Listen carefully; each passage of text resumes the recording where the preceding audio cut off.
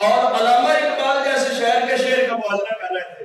अल्लामा इकबाल ने वो शेर जो पढ़ा है जिसके अंदर ये है कि अदनिगाह मुस्तफा बिन हाबगीर, अगर हिसाब लेना ही जरूरी है, पहले तो मौला हिसाब लेना जरूरी है, तो हुजूर की निगाह से बचा के ले। मुझे तो इसका ये मफहूम समझ आता है, अदनिगाह मुस्तफा बिन हाबगीर, हुजूर की निगाह से बचा के लेना, हुजूर के सामने शर्मिंदा ना हो। बड़ी बात अल्लामा इकबाल कर गए।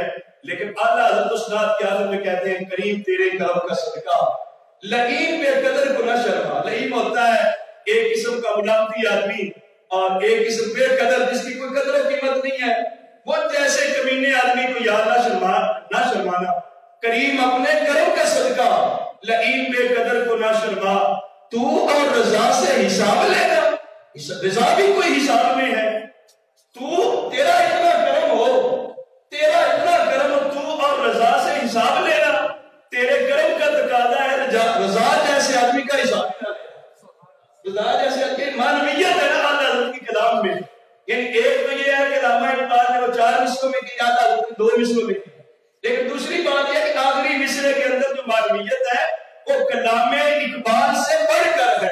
कलाम इकबाल में अगर मौला हिसाब लेना नागुज़ीर हो गया तो फिर हुजूर की निगाह से बचा के ले लेना। लेकिन आला हज़रत अल्लाह के करम पे अहले सुन्नत का अकीदा, अल्लाह के फजल और करम पे अहले सुन्नत कहते हैं जन्नत में जाएंगे ना।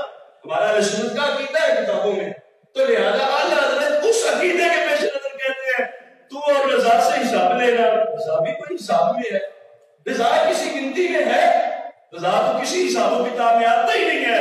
मौला इतना कमीना, इतना गुनाहगार, इतना अल्लाह इतना छोटा, तू और रजा से हिसाब लेना। तेरा इतना करीम है, करम इतना वसी है, तू और रजा से हिसाब लेना। रजा भी कोई हिसाब में है, रजा तो किसी हिसाब में ही नहीं है। मुहर्रम